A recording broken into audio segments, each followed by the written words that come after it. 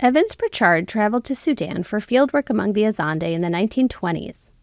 His book explored Zande thought and practice regarding witchcraft and divination. Here, the idea that sickness, suffering, or other misfortune was caused by witchcraft was widespread. Witch doctors and oracles were called upon to identify perpetrators and predict future misfortune. Before Evans-Pritchard, much anthropology was still colored by the evolutionary logic of the late 19th and early 20th century, which saw a Western scientific quote-unquote mindset as the most advanced form of human intellect and the only form of rational thought.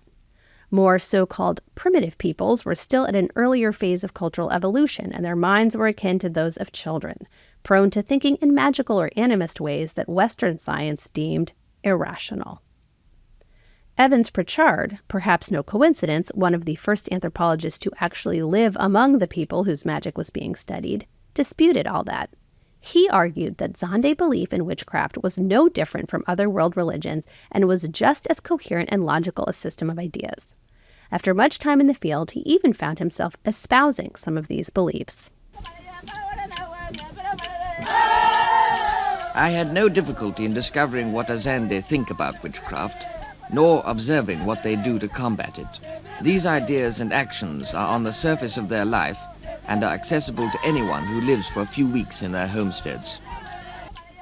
If one must act as though one believed, one ends in believing as one acts. This book was integral to the history of anthropological theory for insisting on the idea of alternate rationalities, that beliefs quite different from the anthropologist's own can be integrated into culturally determined coherent systems of thought, and therefore can be considered perfectly rational. His concept of alternate rationalities is critical to cultural anthropology's relativist stance. His ethnography also played a role in wider rationality debates that addressed the nature of reason and the roles of religion, magic, and science in shaping worldview and behavior.